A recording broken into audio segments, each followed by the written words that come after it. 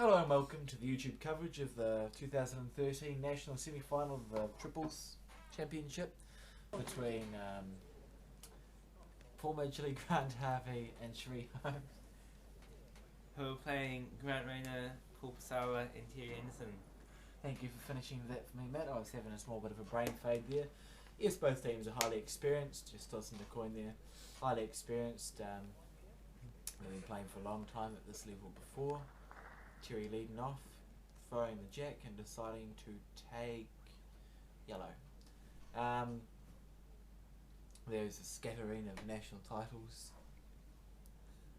throughout these two teams, and in fact so much so that Rayner and Sala and Terry have won the national triples title in 2010 at Taupo. Could lead off bowl there on the backhand, and Grant Rayner and Paul Pasala both hold national title or national championship gold stars, which is a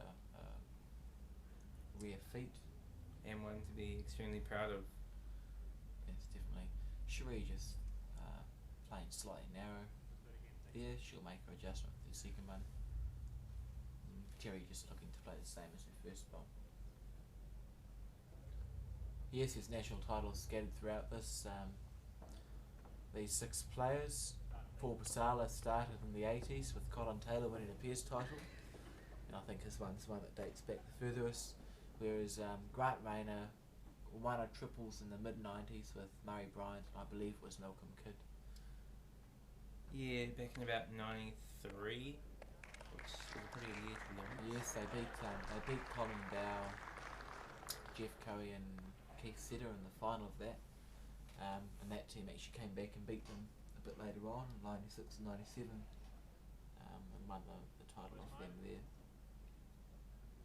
It's a good first bowl by Paul, falling slightly short, but he won't be unhappy with that. And both Grant Harvey and Paul Midgley have 2 national titles to their name. Harvey a Peers and a Falls, and Midgley a Singles and a Falls. Yes, everyone's highly experienced. They're also all former or current Ireland/New Zealand representatives. Sheree Holmes, who is leading for the Midgley Harvey team, has just come off the back of thrashing Australia by a record margin. With that. And I believe holds 6 inter-island medals for the North Island, 2 in the Falls, Triples and Peers. Well done, Matt, for remembering that. And yes, that certainly shows she's played it's unlucky to slip through the gap. At a high and competitive level of bowls for a long time, as have all the other players in these teams. Yeah, Sheree's actually the only player here that is searching for her first national title, so she'll be extra keen to try and do well, as it is something that every competitive indoor bowler aspires to. Yes, that is correct. They're the most sought after things. I would rate national titles as probably one of the highest achievements that you can get in this game. I wouldn't disagree with you there. All the players just reaching to find their weight in the green on this first end. That's why the head is slightly looser than will be expected later on in the game. You'll see them start to tighten up after probably the third end when they come back this way. Paul just playing a shot on his backhand, almost looking through like Harvey did, not quite. And sitting with 1 yellow there, Paul indicating that Grant play on the forehand, perhaps to promote that yellow through the head. It's on the roll. Yeah, Rayner just looking for a second yellow in the head. That'll secure shot a lot better and possibly give them another one. He'll be a little bit unhappy with that. He probably wanted a little bit more weight just to sit the yellow behind the jack instead of on the side. That gives Paul Midgley a couple of opportunities so he can play it wide, narrow or perfect and still get a result. I think he might have sliced it a little bit. He's gone for the narrow option, but still only slightly narrow, and he's definitely come down to 1, which they'll be perfectly happy with. It's a 10-end semi-final with no time limit. All the semi-finals and finals have no time limit on them. So we've played 1 of 10. That's 1, 2, I understand. Terry looked like she's going to start on the forehand, which I believe has a bit of a hook.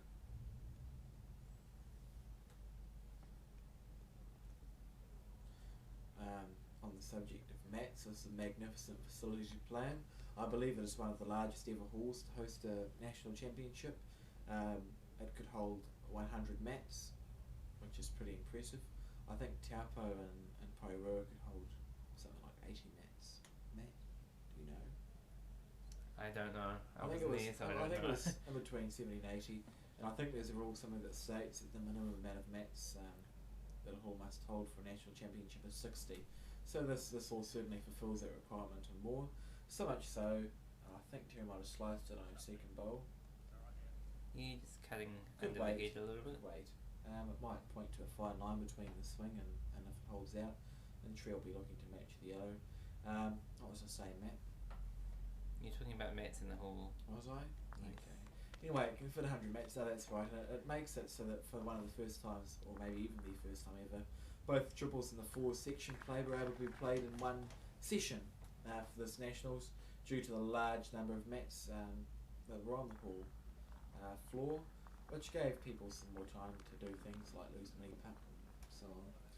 Paul just managing to find the gap between the jack and the black, but sit in the back of the head for a good positional bowl and forcing Harvey to play on the forehand as well.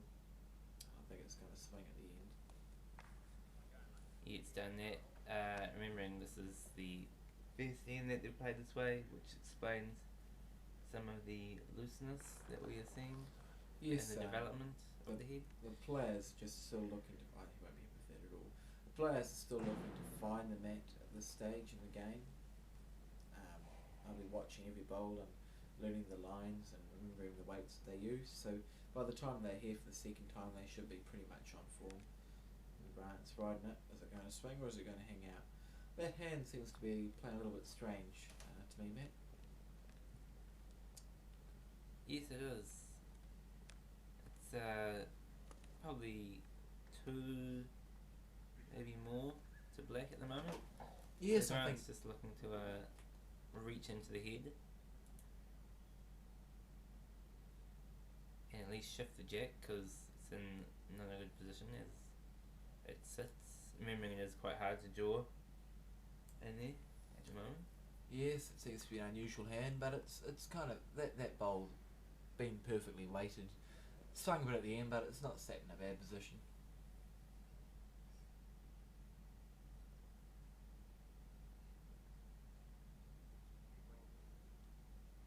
Nice and swung. Moved the jack a little bit actually, might have given away a couple of shots with that bowl, but he certainly he sat on it and given Grant and Paul something to think about really. Yeah, he has Paul has secured the head a lot more for black, so while he may have given away a few shots, there is a trade-off that the ones that they do have are a lot more secure. Grant Rayner just looking to play the forehand again, probably aiming to touch the shot bowl, moving the jack back to the yellow. He looks to be a little bit wide. Is he going to get a rub? Ooh. He'd be a little bit narrow there. He might have got a rub and sat down for one, I think, Matt. One black there. Paul may very well throw this bowl away, I think. It's difficult to improve the head as he sits, although Harvey has clearly seen something that we can't from this camera angle. Yeah, there might be a chance to swing in off those 2 yellows that are touching, but it does not look an easy shot, and they do not tend to perform any magic tricks Yeah, at this stage of the game. I don't think Paul will be trying too hard with this bowl. It's only early on, and it's nice to get on the scoreboard, especially against the calibre of the team they are playing.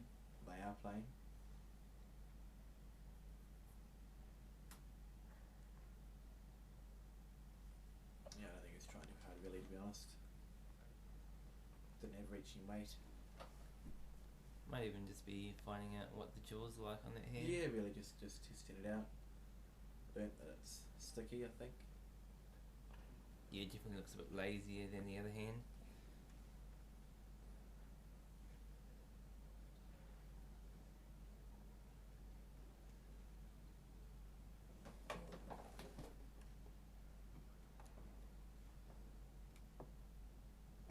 So the head's obviously tight. They're having a measure on the second shot. Yes, they are. Harvey's measuring that. And at this stage of the game, or any game, you never want to give away any shots, but they'll be measuring anything that even looks like it could have a chance. That looks like Cherie's come out to measure the head there, Matt. Which is slightly unusual, I must say, in a team game, but both threes must have agreed to get Cherie. Both twos. Sorry, we're not playing fours. Both twos must have agreed to get Cherie to measure it, trust her steady hand, and decide if the second shot is in or not. As opposed to calling umpire, I guess just saving a bit of time there. Yeah, from my understanding of the rules, they are fully entitled to get Cherie to measure, and if that's what they... And her decision is final, I believe. I might be getting mixed up with Marcus there.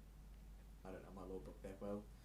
Anyway, she's done the measuring, and we're not sure really what happened at that stage. They definitely scored 1 point. She just lost the jack there, I think, Matt.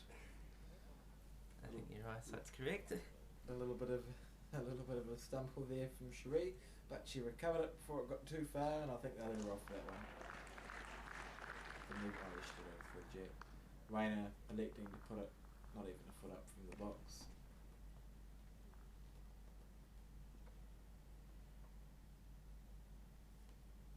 How's the line?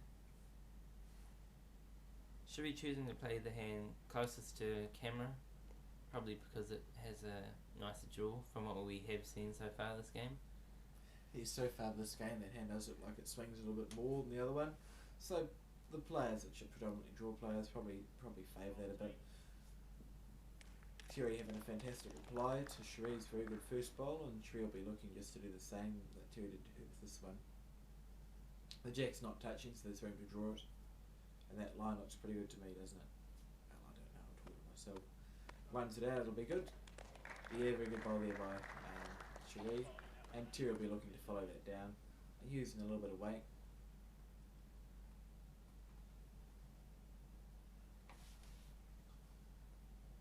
Although the players, I think she might be slightly narrow here.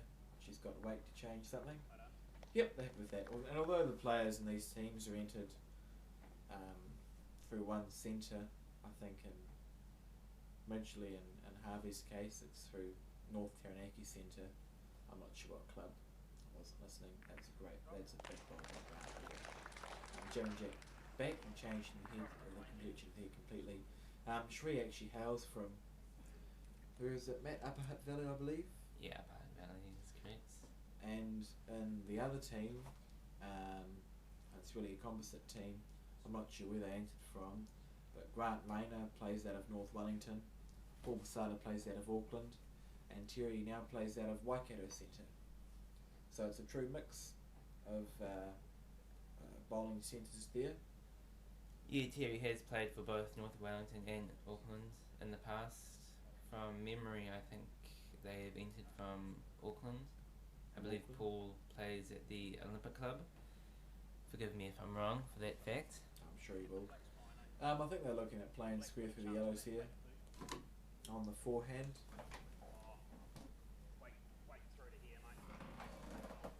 Excuse the noises in the background. We're not in a proper commentary box, I'm afraid. I don't have that budget. I think it might be a bit narrow there, Matt.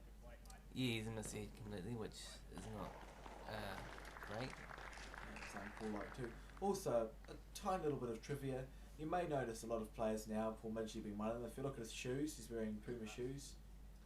And that's become a real big trend amongst bowlers, I've noticed. The man who started that was Paul Basala. And if you look at his shoes he's wearing now, they've clearly been slightly weathered. but those are Puma shoes there, and those are the original Puma bowling shoes.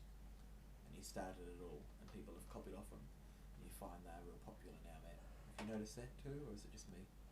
I have noticed a trend of the shoes in question that we are talking about. They do seem to be quite distinctive and quite numerous throughout bowlers that I've seen.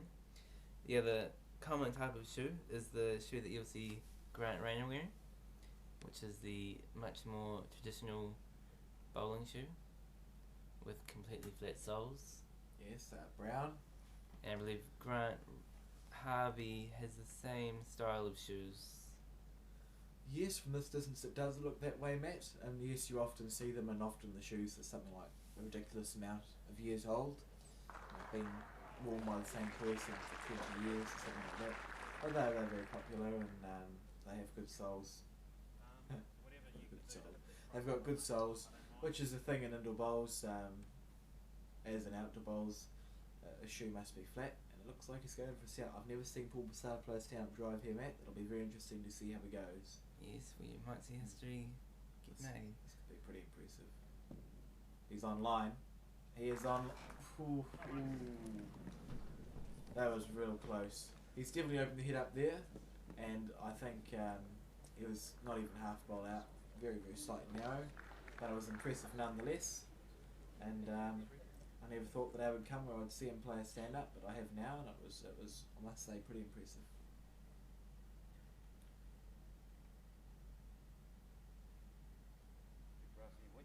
Paul just looking to draw the head, tighten it up again. He's done that. His optimal role was probably to sit in front of the jack. Yeah, it's a shame he has moved the jack out to the side, but he's still holding 4 shots from 4 bowls on the mat, so he won't be unhappy with that. They'll be pretty pleased, I think. And Grant just needs to draw up to the head, I think. Remembering this is only the second time they've played this side or this end of the mat, so the players are still really finding it. I think the forehand is the only shot he has, and I think it's a half going thing this way, from what I've seen.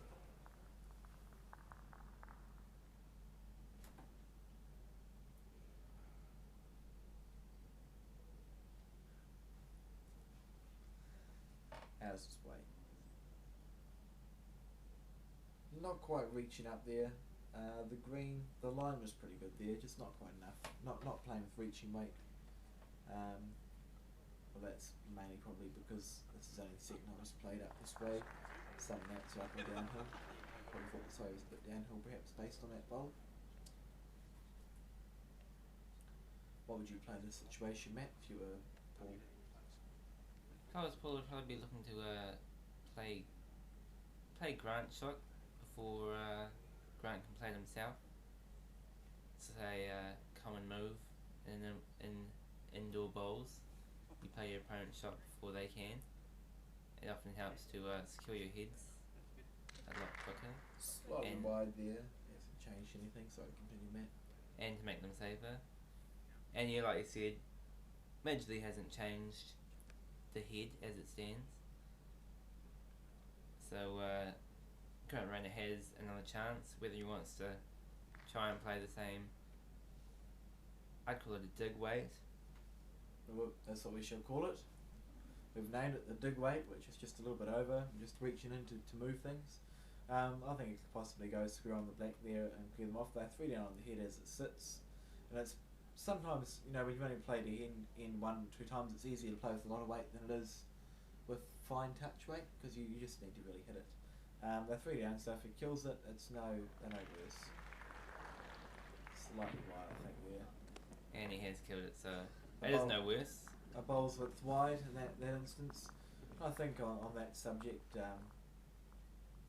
what I define as one of the defining characteristics between indoor bowls and outdoor bowls, which is what I'll call it, not warm bowls, is the precision with which a bowl must be played indoor is far higher to what one can be played. I think the umpire's just checking if that jack's overthrown or not, and that'll do. So on the spot, the precision of which one needs to play a bowl indoor is far greater than the one would need to play in outdoor bowls, and that's due to a number of reasons. Outdoor bowl is clearly much further distance to play, and you've got other variables such as wind and even grass and stuff like that. And also you have different models of bowls as well, which affects it if it takes a different track. But I think that's a disadvantage. I think it's a bad thing in my opinion. I know I only have one opinion, because that reduces the ability to be consistently accurate. And I think in the bowls, the beauty of it is everyone plays the same bowl and it's on a shorter distance, so it's easy to be consistently accurate, and therefore any shot is within the realms of possibility, and I think it actually has a wider range of shots available to the players, which is why I myself prefer it in the game. And it comes down really to millimetres. We've seen 2 or 3 times already in this game shots being missed by maybe half the bowl's width or less, having a dramatic effect on the outcome of the head. And just getting back to the game, Terry's played two fantastic bowls there. Just that last bowl there, sitting in behind the jack and setting up the head real well to start off with. For those interested, which I guess you might be listening to it, the score is 4-1 to Black after 3 ends of 10. Harvey liked that. He liked it a lot. What did he do? Oh, okay. What did he do there, Matt? Well, he hasn't changed the head as it is, so he's obviously snuck through one of the gaps available. There's not too. I didn't think there were too many gaps available to fit through, to be honest, Matt. It's probably quite unlucky with that result, but I'm sure he'll make his adjustment with the second bowl and see if he can get a bit closer. Paul just looking on the backhand to sit in there, which he's done pretty well, covering that black. I think Harvey's shot's still on the forehand, ready to squeeze the jack. Matt, what do you think? Yeah, he's just playing that dig weight that we talked about last end, just trying to disturb the head because it doesn't look that great for Black as it stands. Yeah, he's moved it around a bit. Still doesn't look too great for Black, but he's definitely changed the head. Another interesting thing to note about these players, we'll cover them as we go. We'll start off with their temperaments. I would say Grant Harvey would be one of the most animated bowlers on the indoor bowling circuits. Would you agree with that statement? Yes, he'd be the most enthusiastic bowler that I've seen. Enthusiastic, yeah. Which I think is a great thing to see, really. You see him doing fist pumps and high fives and shouting. In fact, my earliest memory of the Nationals was the Tauranga ones in 2008, where I vividly recall him screaming quite loudly. I think it was in the last day of the singles for a good shot he played, and it stuck with me all this time, so it must have been a positive thing. It was a great shot by Paul, just to replace the yellow and sit in for shot. I think Grant might consider playing the same sort of bowl, Matt. So yes, it's good to see these enthusiastic players and people investing emotionally into their games. It makes for better viewing for the audience. Yeah, and I think the kind of energy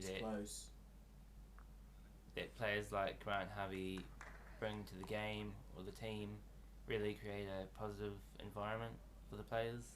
Yeah. Some players argue they might be distracted and put off by the shouting and the high fives, but I think any player is distracted and put off by high fives clearly isn't focusing on their game actually. Well, I don't think it's any different to drive on a couple of mats down the hall, where you hear a loud crack, followed by often a handful of bowls rolling off the mat and people running around everywhere. Often you find if you talk to people who've been in these situations in a semi or final, you say, did you hear people clapping? And more often than not the answer is no, they didn't, because at this stage you're so focused that you don't care about outside noises. So I think it's really a cop-out excuse. People say that a high five put them off. It would be better to say they played a bad bowl, to be honest. Enough of that, back to the game. Paul just getting 6 of one, half a dozen the other there with that shot. He's probably looking to reach through the gap, and he kind of got a rub and sat for not very much. So that leaves Grant with a chance, I think, to squeeze the jack back for 2 or 3, Matt. What would you play at this situation? Yeah, I think they're just looking at what that black might do, that black-yellow combination. What happens if they're going to hit it? Or getting in between the yellows, or even that yellow itself, as Grant Rayner looks to be pointing out there. there's only one black in amongst the myriad of yellow bowls, which is probably quite annoying to the yellow team. But they'll be trying to find a way that they can at least eliminate it from the count for a few of their shots. Looks like Grant and Paul have decided on a shot to play. And Yes, Grant it is. electing to take the forehand. It's interesting to note that an overwhelming recurring characteristic of successful is narrow. It's a hand that seems to swing away. He played that with a decent amount of weight, past the mat weight, and the ball just swung quite viciously. But it's interesting to note that the defining characteristic I find of good teams of PS triples and fours, certainly not singles, because there's only one person in that team, unless you talk to yourself. Anyway, the defining characteristic of good teams in triples, pairs and fours is that they consult quite often over the head mat. You very rarely find a good team where the skip makes all the decisions and doesn't consult with the players, because they tend to get tunnel vision, I think. It's good when the players consult and talk over the shots. Everyone sees it differently, and every now and then they might get surprised and come up with a good idea. It was a good starter bowl by Cherie on the backhand, and Terry just looking to follow. Yeah, just to add to that point, Alex, I think it actually creates an element of team unity, that everyone in the team feels valued and respected for their opinions and their inputs, and that certainly contributes to the positive team environment that we were talking about before. Yes, it does. Great bowling here by the Leeds, I must say. It's been a real good battle so far. And just for those interested, I'll keep you updated on the score. The score is now 5-1 to Midgley after 4 ends of 10. So we're almost at the halfway point. And Terry is looking on the backhand. If she gets the jack, it'll be pretty much perfect. Slowly underneath it, but moving the jack back there, and that's a good position. So I think Grant, or Harvey as we shall call him, just to avoid confusion, we have 2 Grants in opposing teams in this situation here. So when I remember, I'll be calling Grant Harvey, just for the sake of simplicity. He was very slightly wide there. Again, as I was saying earlier before, it comes down to millimetres in this game, and that's just another perfect example of that. It was millimetres off, and it's made a dramatic effect on the head. Don't forget, we also have 2 pools in this game as well. Do we have 2 pools as well? Paul Midgley and Paul Pasala. Okay then, it's Midgley, Harvey and Cherie playing Grant, Paul and Terry, for those wondering, just in an effort to keep this commentary making as much sense as possible, which may be difficult when we're commentating anyway, Matt. Nothing to say? Harvey back on the forehand, looking to squeeze the jack, and he's got it pretty well. I must say he's been playing well this game. And that's how I was going to call him, Paul, as he should be known. Paul with the 7 titles, is looking on the backhand, possibly through the split or the outside black. I think he's narrow. He's made a change. He's got a result anyway. There was always that possibility. 2 or 3 options.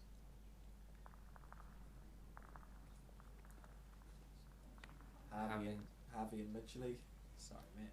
Just discussing options over the head. What do you think he'll do here?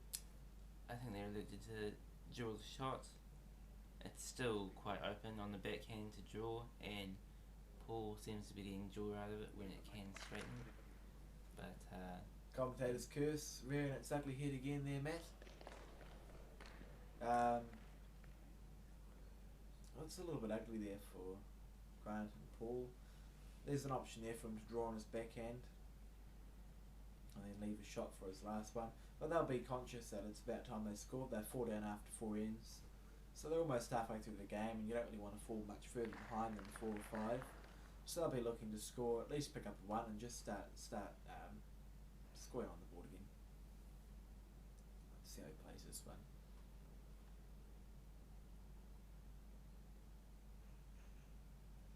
Oh, that's a good line, I think. He's going to come off, he's going to get around the black. Very close. Great goal. then that's why he's in the New Zealand team. Proving his point there. Great shot there. I think he may have even drawn the shot. What do you think that leaves Paul with, or Midgley, sorry, Midgley and Harvey, what do you think they'll be discussing here, Matt?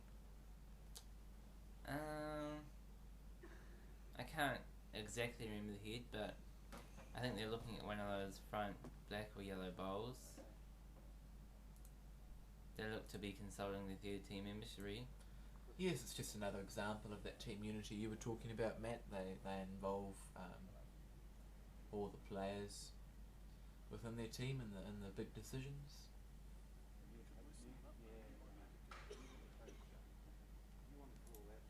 Paul's only one down, so sorry, Midgley's only one down. So he won't be trying to do too much damage to the head. I mean, they could shoot their back black bowl off and subsequently go 2 down with one bowl of Grant Rayners to play. Yeah, that is correct. They won't be trying particularly difficult or particularly hard on this. So I think he's probably just looking to get one close in the head. Maybe. Never mind. He's come up a bit short, but now if Blake is holding the shot, I think the option for yellow here is to play the plant, which we can't see because they're in the way. I think it's to play the plant on the forehand. I think it might even be a split there, Matt, and that will get them one shot. One bowl which is sitting just about a foot back from the front of the box and is sitting flat with the bar side up. That bowl will stay if they play that split, and the bowl which Grant drew will go off the head along with the black. However, they will only get one from there, so if they're already holding the shot, they may decide just to take it, I think, and score. Yeah, take the one and hopefully build some momentum off that shot. Always crouching, and he's thrown it off.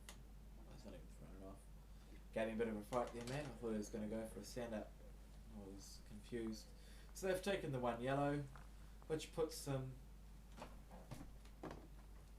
5-2 down, I believe, after 5 ends.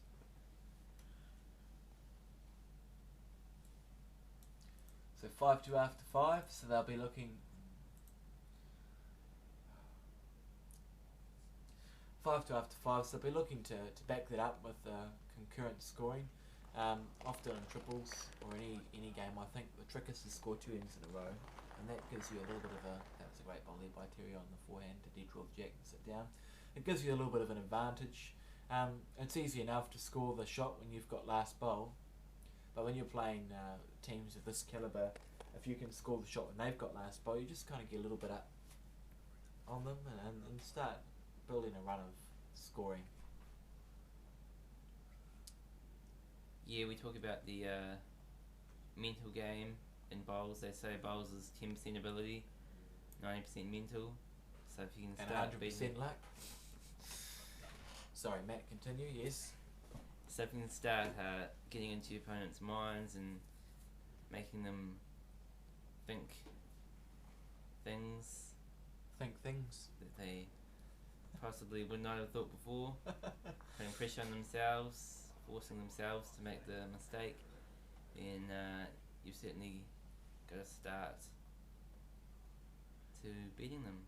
Yes, it's certainly very much a thinking sport at times. This game we play becomes a lot like chess as well, and then you have the gamesmanship that goes on to it, the high level.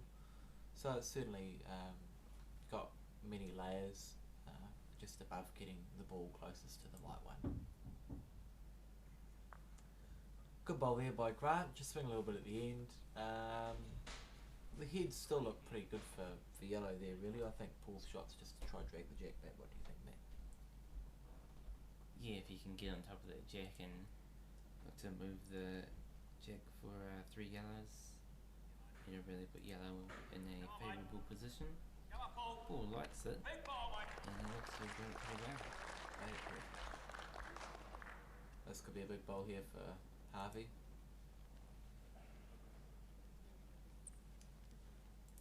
Yeah, they certainly don't want to get into a worse position than what they are now. most of them are going to play. Probably with a bit of weight, which if they miss can have pretty dangerous consequences. Just slightly narrow and short on that bowl, but it still leaves Paul with opportunities, and Grant will be looking to try and negate a couple of those for this one. I think just drawing tight on the backhand is his best option. Matt, what do you think? Yeah, that's the shot that they seem to be looking at. I think if they can draw another one around in there before Paul Midgley does, they'll put them in a solid position and a secure head. They'll need a little bit of weight from Paul Midgley to move, and if you play weight How's this? in the wrong direction, How is this? Great ball there from Grant Rayner. like I was saying, if you play weight in the wrong direction, you can often have worse effects than what the head was, and you may even kill it. Yes, which is never a good thing. Not unless you're cutting down shots from him. Especially at this stage where the skip's bowl is worth 3 points to the opposition. He's playing with weight. How's that? Don't shoot it out to that black there, Matt. Why didn't be holding one? Yeah, fantastic bowl by Paul Midgley. He's changed the head completely, as can happen with one bowl. It only takes one bowl to change his head, and he's put the pressure back on Grant Rayner to make the change and get some shots back Looks when like he does have a handy 3-point lead. Looks like Grant's indicating a run shot on the forehand to get a wick off that black that he's pointing at into the head to remove the shot black. It's a high risk shot, but it's one that will leave them sitting with 3 or 4 points and will put them well and truly back in the game. That's the sort of decision the players need to make, as if it's the right time to play a shot like that, ain't it? Yeah, at this stage of the competition, you'd probably back yourself to play most shots, and especially against strong competition, you can't. When you're presented with an opportunity to pick up a few shots, you have to take that, because you may very well need them later in the game. Yeah, that is correct. He's lining it up. Can guarantee you won't be short here. He's lining it up. He's got the wick. Ooh, no, he didn't actually get the wick there, Matt. I think he was possibly half a bowl narrow with that, and he just went clean through and killed it. Which again comes back to my point of this being a game of millimetres, not metres. I think he was a bit unlucky with that shot. So that's 3 points away to Midgley, Harvey and Sheree, which puts them At 8-2, played 6. 6 up after 6 ends of 10. So really, Paul and Grant and Kerry will be looking to score a bit more than one as well. Yeah, bit of a shorter end this time, which is quite unusual. You often see most players play a long end due to the fact that it is easy to miss a run shot. It has more chance to move along the mat. So Sheree and Terry have both drawn past. Yeah, just making her, Sheree's just making an adjustment with the second bowl, perfect weight, slightly narrow but still in a good position, and Terry opted to play on the backhand still. And just drawing close. Yeah, the leads have favoured the close side to the camera of the mat so far this game. Yes, it certainly seems to be the nicer hand of the two. Harvey coming down on the backhand as well, looking to trail the jack perhaps. Just going to start with it. One yellow there, it's setting up pretty good for yellow, so Paul will be looking to consolidate on that, playing his forehand and dead drawing the jack. Yeah, he's looking to cut off the blacks now, negate them out of any possible shots, and he looks like he's done it pretty well. Yeah, it's certainly much more difficult to move the jack at this point, so Harvey will just be looking on the backhand to draw, perhaps just behind that shot yellow.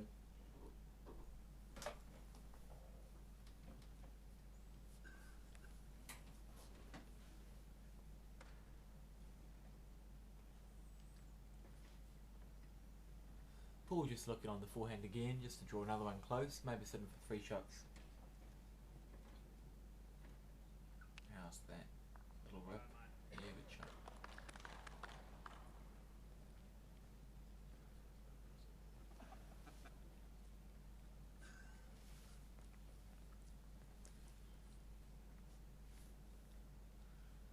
Midgley playing on the backhand, just looking perhaps to dead draw the jack. Anywhere there, just even if it cuts it down to 1, they're still in a comfortable position. Remember, there's only 4 innings to go, 3 after this. Not sure how he found that gap there, but he managed to. So, Grant will be looking, I think, on the forehand too. Matt, perhaps to sit that yellow down and just knock the jack in its position and force Midgley to play a real fine draw shot. Yeah, he'll be conscious not to create too big of a target, allowing Midgley to have a run at the head. So he's probably just looking to sit that yellow down and have his ball sit there for another shot.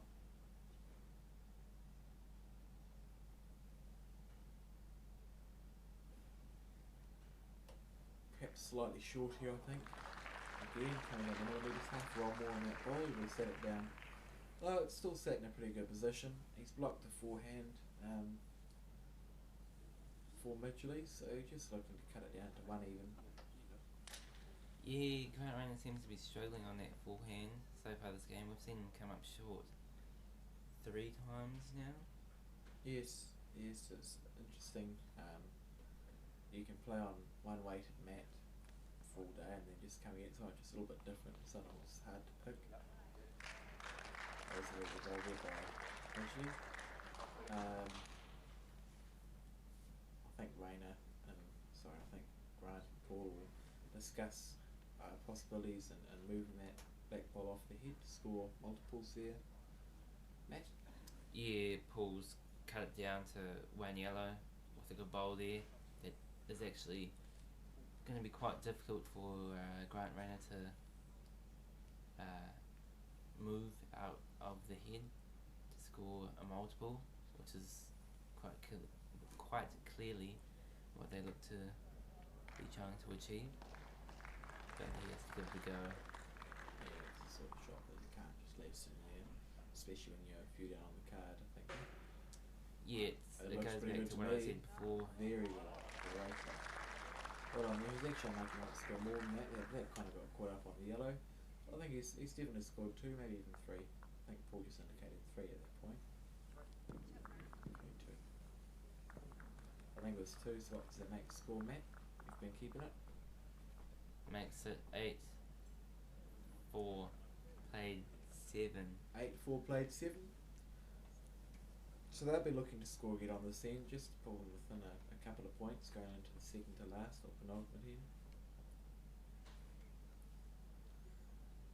How's this one? It might be slightly narrow. Yeah, just kind of underneath the jack, perfect weight. I'm sure we'll be looking to better that.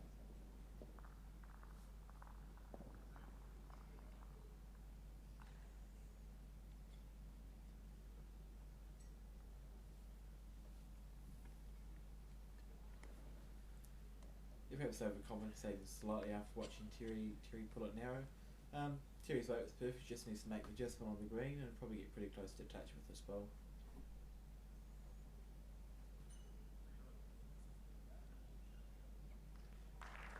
Nice one. Not bad at all. Yeah, very good. Just unlucky for it to sit down. It's left a bit of a gate for Shree to reach into.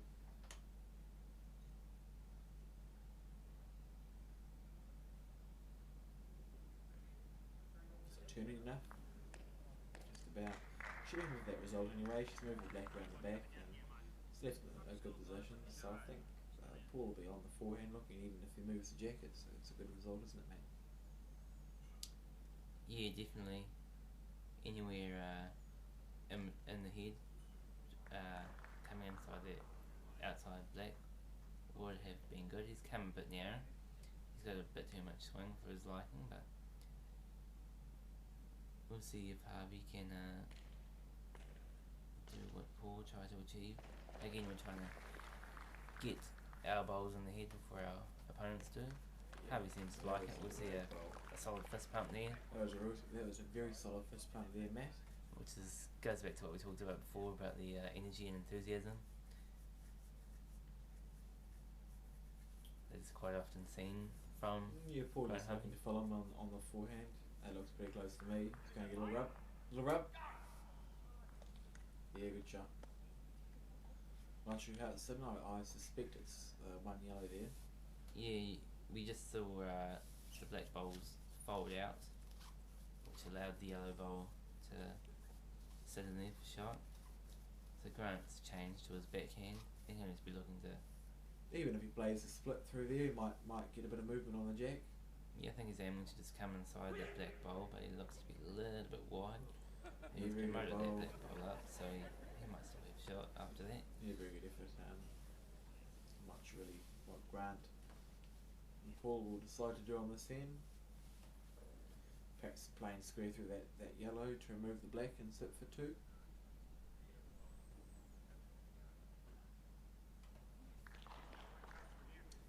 Yeah, it's definitely an option if they want to score a few shots. Paul actually indicated about drawing around the back there. I think Grant's back was actually turned for that one. Matty was putting down his water bottle, but I think the shot really is to swing onto the yellow and play a bit aggressive and just see if you can score multiples. How is it? Millimeters, isn't it? Oh, he's got that black Yeah, you do get it. out but of the head, but he it's got a bit still of on the back of the mat. He got a feather of the yellow on the way into that. I think if he hadn't got that, he probably would have hit that square and sat down for two. It's probably not the optimal position he sat in, but it's definitely improved the head a little bit, and Paul will be looking to play the plan on the black to move the jack back to those two in the back corner of the box, I believe. Yep. How's his way? Right, yeah. That might make it two touches. I'm not sure really how it's sitting. What would you play in this situation, Matt? Ooh, Good question. that is an excellent question. Thank you. Grant indicated to play on that far right yellow bowl with a bit of weight, probably just to lift the shot yellow up, pick the jack up and send it across to the yellow bowls on the left. From what we can see, there aren't too many options available unless he wants to try and squeeze through the blacks, which is quite dangerous as it's quite easy to give the shot away. I wonder what he's going to decide to do. It's been good to see the communication between the bowlers and those who want to know what they're saying. I'm sure just need to turn up their speakers and eavesdrop. He's going for it. He's going for it. Oh, it was a very good shot. I'm not sure how it sat, but it was a very good bowl. And it's good to see from the other Grant a bit of passion as well. Riding that bowl out, running up the mat, which you're not allowed to do, but everyone does. And must be one black because Paul's just given a shot away there. So what does that make the score, Matt? 9-4 played 8. 9-4 after 8, so this is the second to last end. And really, Grant and Paul and Terry is imperative that they score on this end. Or maybe 9-5, sorry. Somewhere we might have got a bit lost with the score. 9-4, 9-5. Yes, I think it is 9-5. So they're 4 down on this end. They need to score. They're probably looking to score a 2, even a 3. Will put them within a nice. Sherry's first bowl is drawn into the box. It's about 6 inches to a foot behind the jack, which is still handy.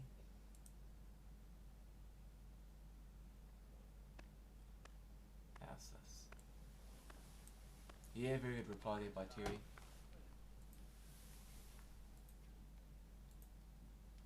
Sherry is looking to cut her weight back a little bit and sit inside Terry's bowl for shot. Yeah, again the lead's favouring that swinging your hand. Just coming across the head a little bit. Perfect weight.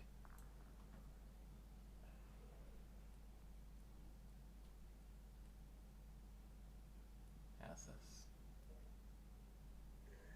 Terry looking to draw close again. Yeah, I think just looking to trail the jack there, but it's a good position.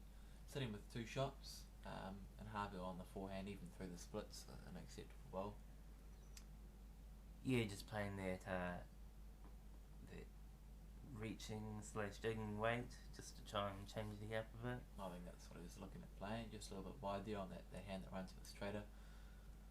So Paul will be looks to be on the backhand just to draw the jack back and tighten it up for 3 shots.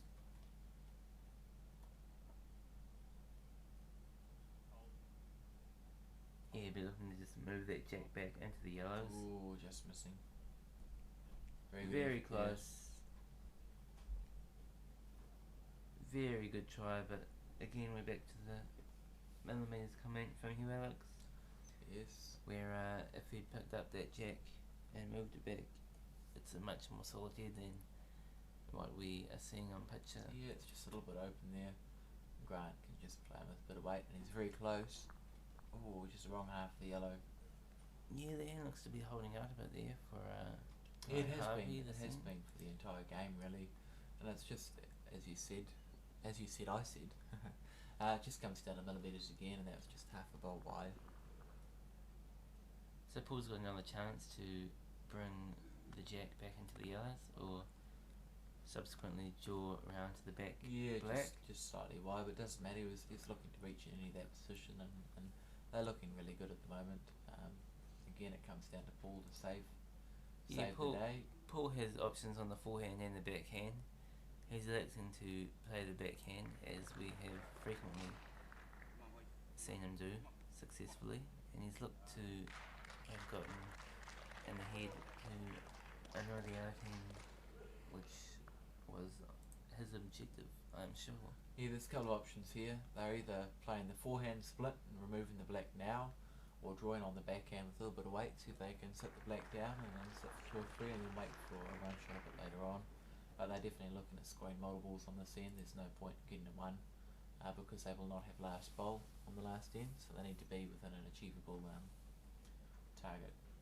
And to do that, I think they need to score really a 3 here, which will put them 1 down. Is that correct? 1 down last end if they score a 3. That is correct. So that's what they're looking to do. That's what they'll be building the head for. These last 2 bowls of Grant's. I think any scoring opportunity that will put them closer to That was a great ball there by Grant. Midgley's score. We'll see them in a much more favourable position. Yeah, that bowl's actually set it up real nice. If Paul doesn't do something with this one, all Grant needs to do is play the split, and all the black's gone, and he's sitting with 4, maybe 5 or even 6. I'm sure he won't leave it like that though. Matty has a habit of making things difficult. Yeah, got a chop there. Yeah, Harvey riding that bowl, and for good reason. It's come out pretty well for the black team. Yep. Looks like yellow's holding 2. No, I think it might only be 1 there, Matt. Holding 1. Jack's bounced up a little bit. Yeah, I think it did with that shot. So I think yellow's holding 1, and they really need to look at scoring multiples, 3 or 4. It could be almost a game-winning shot if he gets this. Looks like Paul's looking at the option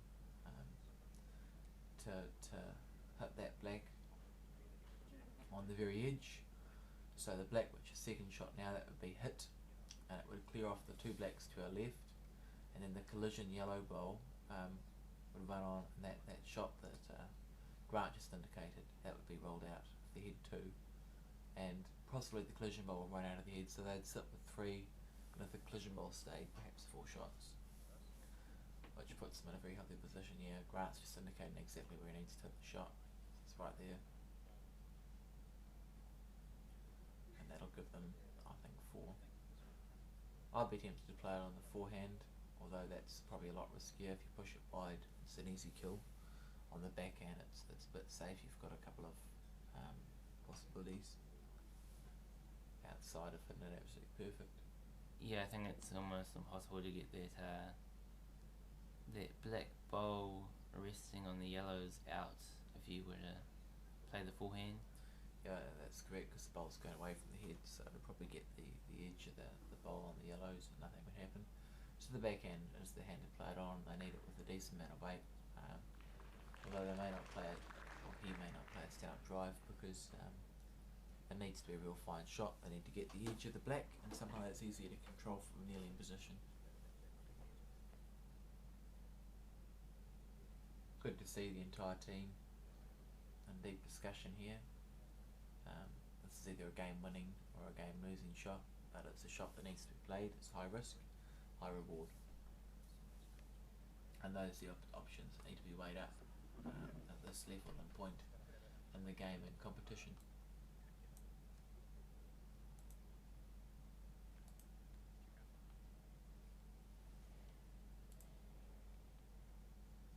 Here Grant set himself the shot, goes back to the bowling end and prepares.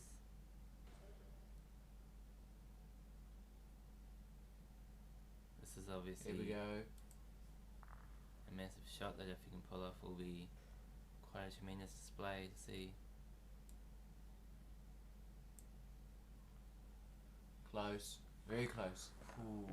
Half the bowl out, Matt, coming down to millimetres yet again for the umpteenth time this game, and I think they'll probably call it that. So congratulations to Midgley, Harvey and Sharif for making it through, winning it through to the final of the 2013